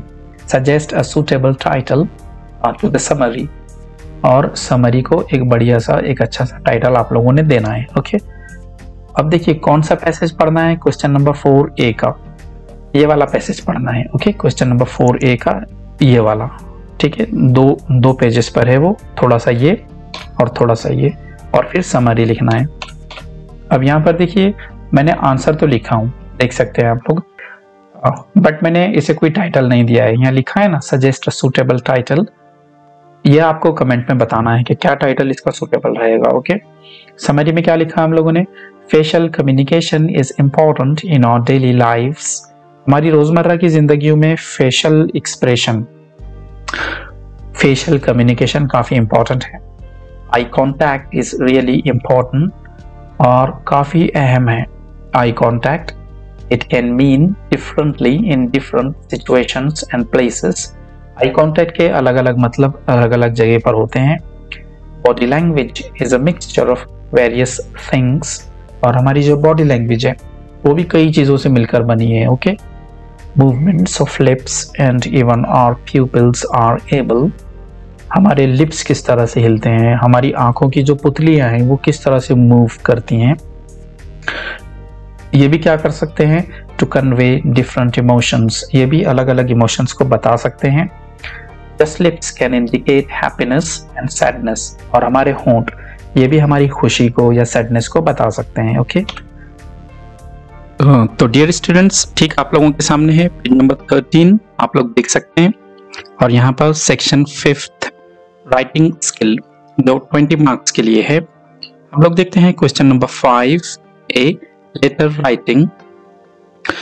अब यहाँ पर देखिए, यहाँ पर A1 और A2, यहाँ पर do any one of the following, आप लोगों को कोई एक लेटर लिखना है। यहाँ पर समझे आप लोग, 2 लेटर्स दिए हुए हैं, उसमें से A1 या A2 लिखना है आप लोगों को, 5 मार्क्स के लिए है। ये थोड़ा ध्यान से देखिए। इमेजिन यू आर संजय और Sanjana Bhosale from room number B10 Sai Nagar Purva colony Amravati. मान लीजिए कि आप संजय या संजना भोसले हैं जो रूम नंबर B10 में रहते हैं, साई नगर पूर्व कॉलोनी अमरावती में। Now attempt any one of the following letters after reading the advertisement. अब नीचे दी हुई एड पढ़िए और फिर कोई एक लेटर लिखिए। यहाँ पर देखिए A1 ये करना है या A2 ये करना है। हम लोग A1 करते हैं, इनफॉर्मल लेटर। इनफॉर्मल लेटर कहते हैं ऐसे लेटर को जो अपने दोस्त या रिलेटिव को हम लोग लिखते हैं। ये लेटर्स लिखने में थोड़े से सिंपल होते हैं। ओके, ये देखिए, look at the poster regarding road safety week. आप लोगों को एक पोस्टर दिया हुआ है यहाँ पर जिसमें रोड सेफ्टी वीक के बारे में इंफॉर्मेशन है। Write a letter to your brother informing him about safe driving. अपने भाई को एक लेटर लिखना है आप लोगों ने और उसे समझाना है कि सेफ ड्राइविंग कीजिए। Use the points given in the poster, और पोस्टर में कुछ पॉइंट्स आप लोगों को बताए हुए हैं, उन्हें डिस्कस करना है। Add your own points as a token of advice, और कुछ अपने भी पॉइंट्स आप लोगों ने यूज करने हैं। ओके, यहाँ पर देखिए ये पोस्टर आप लोगों के सामने है। Road safety week, safe driving is the only and best option. Safe driving वाहिद ऑप्शन है और सबसे अच्छा ऑप्शन है। सबसे बढ़िया चीज ये है कि आप गाड़ी सेफ चलाएं। Remember, leave early reach early. पहले घर से निकले तो टाइम पर पहुंचेंगे आप, अगर घर से निकलने में देरी हो रही है तो फिर टाइम पे कैसे पहुंचेंगे। आपको एक्चुअली ये वाले पॉइंट्स, ओके, और ये वाला पॉइंट और ये वाला पॉइंट अपने लेटर में इंक्लूड करने हैं। आप अपने भाई के नाम एक लेटर लिख रहे हैं और उसे समझाएंगे कि तेज गाड़ी चलाना सही बात नहीं है, कोई अच्छी बात नहीं है। तो आप लोगों को ये सारी चीजें एक एक सेंटेंस में कवर करनी है। Okay, use seat belt while driving car, अगर कार चला रहे हैं तो सीट बेल्ट लगाएं। Use helmet while riding bike, अगर बाइक चला रहे हैं तब हेलमेट का यूज करें। Say no to drink and drive, शराब पीकर गाड़ी चलाने से गुरेज करें, अवॉइड करें इसे। अवॉइड ओवर स्पीडिंग, गाड़ी तेजी से ना चलाएं। Avoid using mobile phone while on drive, driving के समय, ड्राइविंग के टाइम मोबाइल का इस्तेमाल ना करें। अवॉइड ओवरटेकिंग, किसी को ओवरटेक गैर जरूरी ना करें। फॉलो यू फर्स्ट रूल, और अगर कोई आपसे आगे निकल रहा है तो उसे निकलने दें, ठीक है, यू फर्स्ट कह दे उसे कि ठीक है भाई तू आगे जा। Follow all the traffic rules, इसके अलावा जो भी ट्रैफिक के रूल्स रहते हैं, ग्रीन पर रुकना, रेड पर रुकना है, ग्रीन पर मूव करना है, तो वो फॉलो करें। Issued in public interest by traffic police Amravati, इन लोगों ने इसे पब्लिश किया है। और दो चीजें हैं, speed thrills but kills, speed में मजा तो आता है बट उससे क्या होते हैं, हम लोग मर जाते हैं। एंड सेफ्टी फर्स्ट, सबसे पहले हम लोगों ने कहाँ फोकस करना है, सेफ्टी पर। अपने भाई को एक लेटर लिखकर ये सारी बातें हमें बतानी है। ओके, ये देखिए इस तरह से आप लोग आंसर लिख सकते हैं। Question number 5A1। अब यहाँ पर ये वाला जो एड्रेस है, Sanjay Bhosale, room number B10, Sai Nagar, Purva colony, Amravati 44401 and 15th of April 2022। ये वाली ज्यादातर चीजें हम लोगों ने कहाँ से कॉपी किए, क्वेश्चन में से। ओके, डियर ब्रदर अजय, अब लेटर ये लिख रहे हैं संजय भोसले, किसे लिख रहे हैं, अजय को, अपने भाई को लेटर लिखना था। ओके, तो यहाँ पर थोड़ा सा हम लोगों ने सैल्यूटेशन दिया है, I am fine and hope the same for you, मैं यहाँ पर अच्छा हूँ और उम्मीद करता हूँ कि तुम भी अच्छे होगे। Here traffic police Amravati is celebrating road safety week, यहाँ पर अमरावती में जो ट्रैफिक पुलिस है वो एक हफ्ता मना रहे हैं, रोड सेफ्टी वीक।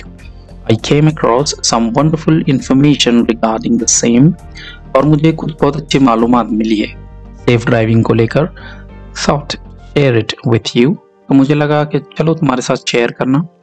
लुक, तो ऐसा है, देखो, फर्स्ट एंड अबव ऑल, सबसे पहले सबसे जरूरी, safe driving is the only and best option, सबसे बढ़िया चीज ये है कि तुम ड्राइविंग सेफ करो। बियर इन माइंड, ध्यान में रखो, if you leave early you reach early, कि आप जल्दी घर से निकले तो अपनी जगह पर जल्दी पहुंचेंगे। You must always use seat belts while driving a car, car चलाते समय सीट बेल्ट्स का यूज करें। If you are riding a bike you must wear a helmet, और अगर आप बाइक चला रहे हैं तो हेलमेट का यूज करें। जो भी पॉइंट्स क्वेश्चन में हम लोगों ने पढ़े थे, यहाँ पर सिस्टमैटिकली हम लोगों ने उसे अरेंज किया है, उसे लिखा है। Never ever drink and drive, और शराब पीकर तो गाड़ी कभी ना चलाएं। One thing I personally like the most is never over speed, एक चीज जो मुझे खुद बहुत पसंद है वो ये है कि गाड़ी तेज मत भगाओ। Whatever a must call you have, never ever use a mobile while driving, कितना भी जरूरी अगर आपको फोन आए तो मोबाइल को यूज नहीं करना है ड्राइविंग के time. Avoid as much as possible overtaking, और किसी को गैर जरूरी ओवरटेक ना करें। Follow you first rule and do not try to race, किसी के साथ रेस नहीं करना है, कोई आपसे आगे जा रहा है तो आप उसे कह सकते हैं okay you first. In the end, I would say that you have to follow all the traffic rules, और आखिरी में मैं ये कहूँगा कि ट्रैफिक के जितने नियम हैं, जितने रूल्स हैं, उनको सबको फॉलो करो। Now that speed thrills but kills, और ये जान लो कि स्पीड, इसमें मजा तो है बट इससे हम मारे जाते हैं। So always remember safety first, तो याद रखो safety first. These are not my words but suggested by Traffic Police Amravati, और ये कोई मेरे वर्ड्स नहीं है, ट्रैफिक पुलिस अमरावती ने ये कहा है। Okay, hope you follow them. अब लेटर के एंड में ये लिखा है हम लोगों ने कि उम्मीद है तुम इसे फॉलो करोगे। Rest is okay, will see you soon. अब देखिए, जब हम लोग लेटर को एंड करते हैं तो इस तरह की कोई चीज लिखते हैं कि बाकी सब ठीक है, जल्दी मिलेंगे। ओके, और जब हम लेटर स्टार्ट करते हैं तो थोड़ा सा इंट्रो लिखते हैं कि जैसे मैं यहाँ पर ठीक हूँ, I am fine and hope the same for you, इस तरह की चीज। ओके, यहाँ पर हम लोगों ने लिखा योर्स अफेक्शनेटली, और संजय भोसले जो राइटर हैं ये लेटर जो लिख रहे हैं, इस तरह से हम लोग एक लेटर लिख सकते हैं। बी का भी वैसे ही था, B1 या B2 इसमें से कोई एक करना है, 5 मार्क्स के लिए है। यहाँ पर देख सकते हैं आप B1 डायलॉग राइटिंग, यहाँ पर A दिया है। एक्चुअली हम B2 देखते हैं क्या है, ये थोड़ा सा डिटेल दिख रहा है, तो B1 या B2 में से हम B2 के साथ जाते हैं। ये रहा देखिए B2 ड्राफ्टिंग और स्पीच कैसे लिखनी है, ये थोड़ा सा जूम करके हम लोग देखते हैं। Imagine that you are the general secretary of your school cultural committee. मान लो कि आप जनरल सेक्रेटरी हैं आपके स्कूल की कल्चरल कमेटी के। Write a speech on the trees are our best friends. आप लोगों ने एक स्पीच लिखनी है कि ट्रीज हमारे बेस्ट फ्रेंड्स हैं with the help of the following points, और नीचे दिए हुए पॉइंट्स को यूज करना है। ओके, अभी यहाँ पर तो मैं आप लोगों को बता रहा हूँ कि स्पीच कैसे लिखते हैं, बट आप लोगों को अगर सीखना है कि स्पीच की स्टार्ट कैसे होती है, उसका मिडल क्या होता है, उसका एंड क्या होता है, किस तरह से एक बढ़िया स्पीच को लिखा जाता है, तो स्क्रीन पर आप लोग देख सकते हैं एक मेरी काफ़ी अमेजिंग वीडियो है JEFY Javed English for you. इसी यूट्यूब चैनल पर आप उस वीडियो को देखें और सीखें कि स्पीच कैसे लिखी जाती है। अभी जो स्पीच लिखना है उसमें ये पॉइंट्स यूज करने हैं आपको कि trees give us flowers, fruits, wood, shade and oxygen. कि ट्रीज हमें क्या देते हैं? फूल देते हैं, फल देते हैं, लकड़ी देते हैं, छांव देते हैं और ऑक्सीजन देते हैं। Trees maintain the balance of the nature, और नेचर के बैलेंस को ट्रीज बनाए रखते हैं। It is everyone's responsibility to save trees, हर किसी की जिम्मेदारी है कि ट्रीज को बचा कर रखें। Plant more trees, save more lives, अगर आप और ज्यादा पेड़ लगाते हैं तो आप ज्यादा जिंदगियों को बचाते हैं। एड योर ओन पॉइंट्स, और आप अपना खुद का कोई पॉइंट यहाँ पर डाल दें लास्ट में। ओके, देखिए यहाँ पर हम लोगों ने लिखा है क्वेश्चन नंबर 5 B2। एग्जाम में क्वेश्चन का नंबर, उसका सब नंबर याद से लिखना है। ओके, अक्सर स्टूडेंट्स को मैंने देखा हूँ कि वो सब भूल जाते हैं। आंसर में सबसे पहले हम लोगों ने पेज के बीच में लिखा है trees are our best friends, speech का टाइटल हो गया और हमने उसे अंडरलाइन किया है। हमने लिखा dear teachers and students, good morning. Today we are all here to celebrate tree plantation programme. कि आज हम यहाँ पर क्यों हैं? मनाने के लिए हैं शजरकारी का programme, tree plantation programme. As general secretary of our school cultural committee, हमारी स्कूल का जनरल सेक्रेटरी होने के नाते, मतलब स्कूल कल्चरल कमेटी का जनरल सेक्रेटरी होने के नाते, I have to say a couple of things to you, कुछ चीज़ें मैं आपके साथ शेयर करना चाहता हूँ। ओके, देखिए एक बढ़िया स्पीच को हम लोग डिवाइड करते हैं अलग अलग पैराग्राफ्स में। यहाँ पर आप लोग देख सकते हैं 1, 2, 3 एंड 4, 4 यहाँ पर हमने पैरा लिखे हैं। Trees are our best friends, पेड़ हमारे सबसे अच्छे दोस्त हैं। They also provide us with flowers, fruits, wood, shade and oxygen. Trees are responsible for maintaining the balance of the nature, और ट्रीज रिस्पॉन्सिबल हैं मेंटेन करने के लिए नेचर के बैलेंस को। फॉर मेंटेनिंग होना चाहिए था, यहाँ मिस्टेक हुआ है। Then who should come forward to save the trees, तो फिर पेड़ों को बचाने के लिए किसने आगे आना चाहिए? It's not one man's job, कोई एक बंदे का काम नहीं है ये। It is everybody's responsibility to save trees, हर किसी का काम है, हर किसी की जिम्मेदारी है। Remember, if we plant more trees we save more lives, अगर हम ज्यादा पेड़ लगाते हैं तो हम ज्यादा जिंदगियों को बचा सकते हैं। Actually I would say that by saving the trees we are saving ourselves, असल में मैं तो कहूँगा कि पेड़ को बचाकर हम अपने आप को बचाते हैं। Trees and living beings are dependent on each other, पेड़ और जानदार एक दूसरे पर टिके हैं। Okay, so grow as many trees as you can and also advise others for the same, तो जितने पेड़ आप उगा सकते हैं उतने उगाओ और लोगों को नसीहत भी करो। Okay, speaking this much I would take my seat, thank you, जय हिंद। इस तरह से आप लोग अपनी स्पीच को एंड कर सकते हैं। यहाँ पर देखते हैं क्वेश्चन नंबर 5 का B2 भी हुआ है। पेज नंबर 16 पर आ गए हैं हम लोग। क्वेश्चन नंबर 6A है इंफॉर्मेशन ट्रांसफर, थोड़ा सा बड़ा करके देखते हैं इसे। A1 or A2, do any one of the following, यहाँ पर आप लोगों को A1 दिया है और आगे के पेज पर A2 दिया है, 5 मार्क्स के लिए है, तो हम लोग A1 करेंगे। A1 में क्या है, यहाँ पर आप लोगों को कुछ डिटेल दी हुई है और इस पर पैराग्राफ लिखना है। ये देखिए, the following diagram shows important factors to be considered, नीचे कुछ डायग्राम में चीजें दी हुई हैं किस चीज़ के लिए? वाइल चूजिंग अ करियर, अगर आप अच्छा करियर चूज करना चाहते हैं तो ये चीज़ें आपको गाइड करेंगी। Right a paragraph based on it, तो इन्हें देखकर एक पैराग्राफ लिखना है। अभी क्या है, ये वर्ड्स हैं या फ्रेजेस हैं, इसको देखकर पैराग्राफ लिखना है। Give a suitable title to it, और इसे एक टाइटल देना है। तो हम A1 करेंगे, A2 को छोड़ देंगे।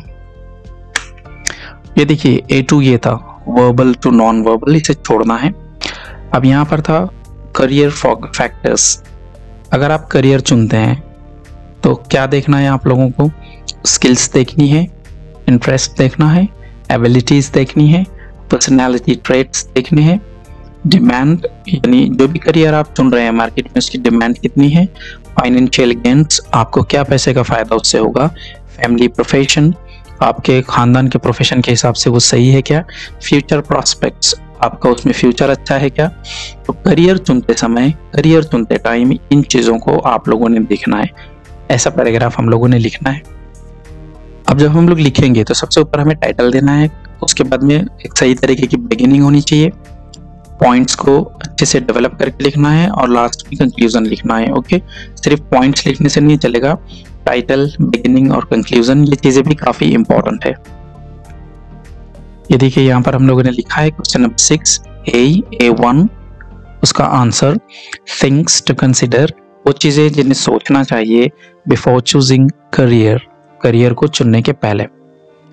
There are a lot of things to be considered when one has to decide about career. कई सारी ऐसी चीजें हैं जिन्हें सोचना चाहिए जब हम करियर को चुनते हैं, तो ये 1 होना चाहिए, ONE1। Okay, so think very carefully, तो बहुत ही ध्यान से सोचे आप लोग। And consider the following points before you reach a decision, और कोई डिसीजन लेने के पहले नीचे दिए हुए पॉइंट्स को पढ़ लेना जरूरी है।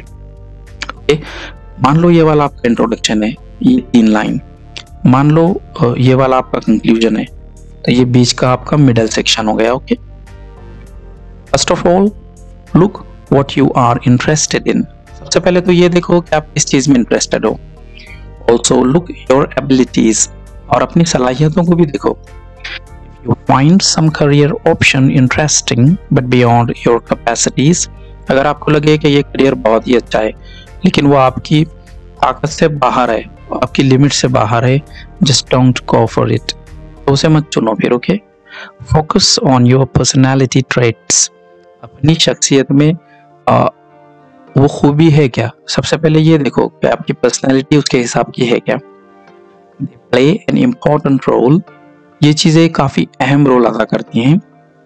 What is in demand in the market is also an important factor, market में आजकल क्या चल रहा है ये भी काफी इंपॉर्टेंट है। ऐसा ना हो कि आप कोई ऐसा करियर चुन लें जो मार्केट में जिसकी डिमांड नहीं है। minutely study the financial gains that might be available, बहुत ही बारीकी से, minutely, बहुत ही बारीकी से आप ये देखो कि क्या फायदा आपको हो सकता है कोई करियर चुनकर। Give a look at your family profession, आपके खानदान में क्या पेशा चलता है ये भी नजर में रखो। After all, बहरहाल, whatever the field you choose, bear in mind, जो भी फील्ड आप चुनते हैं ध्यान में रखें द फ्यूचर प्रोस्पेक्ट्स, कि इससे आपके फ्यूचर पर क्या असर पड़ेगा, आपका फ्यूचर क्या होगा इसके साथ। इट्स परहैप्स अबव ऑल, शायद सबसे जरूरी यही है।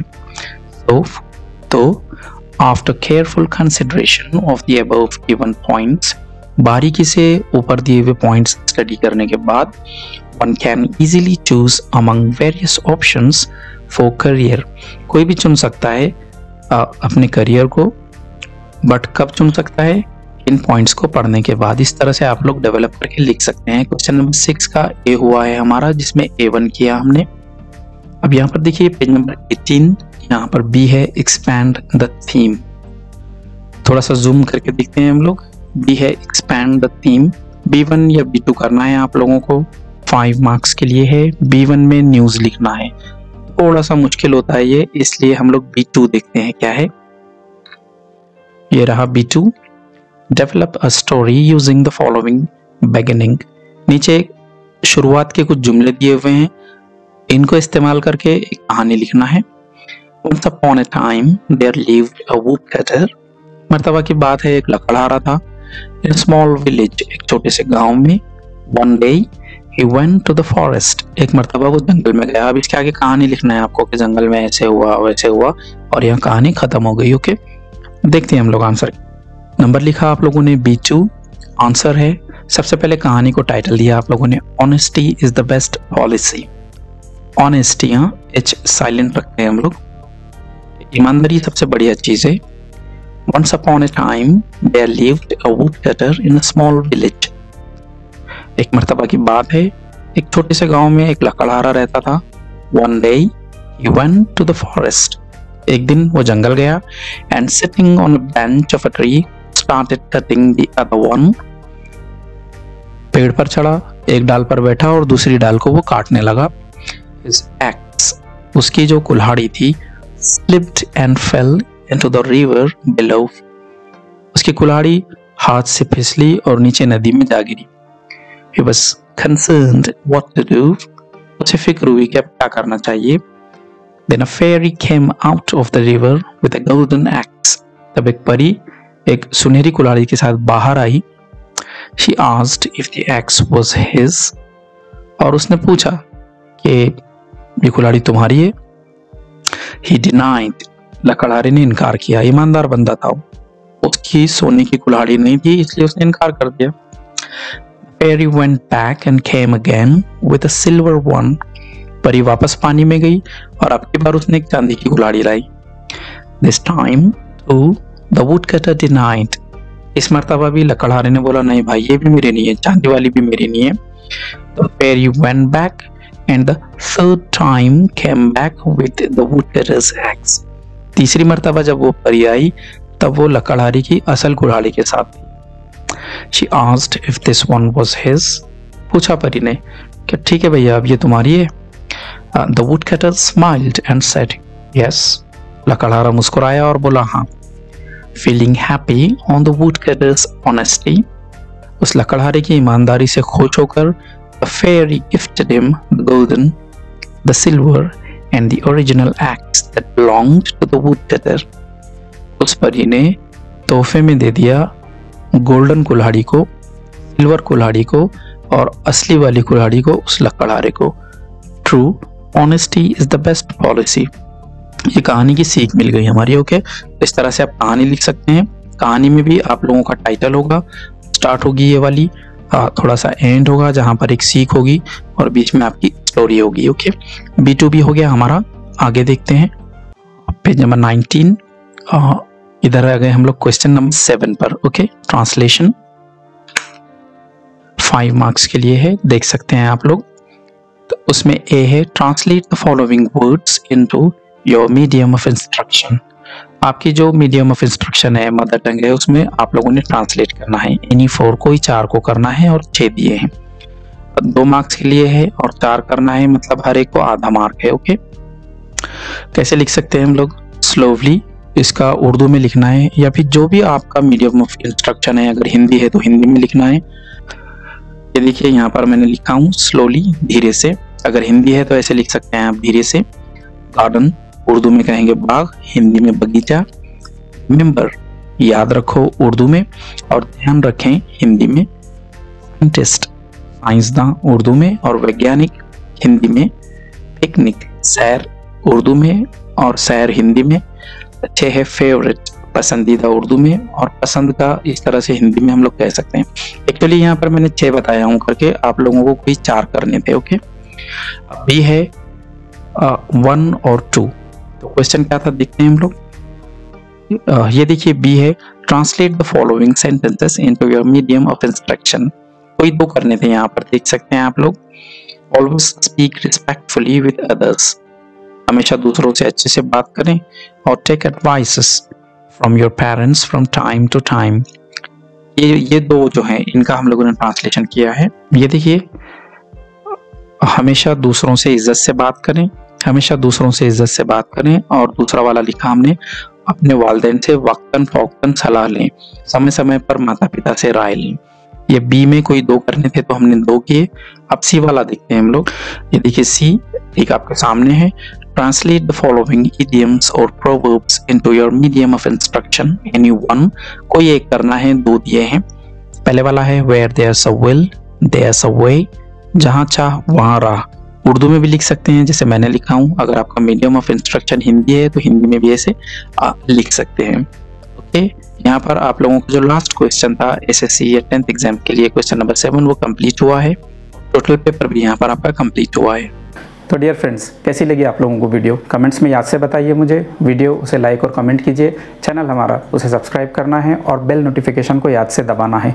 जल्दी ही अगली वीडियो लेक्चर में मिलेंगे जिसमें 10th या 12th या फिर जनरल इंग्लिश इन टॉपिक्स में से किसी एक टॉपिक पर मैं एक अमेजिंग वीडियो, बढ़िया सी वीडियो बनाऊंगा और इसी चैनल पर अपलोड करूंगा। Till then take care, bye bye.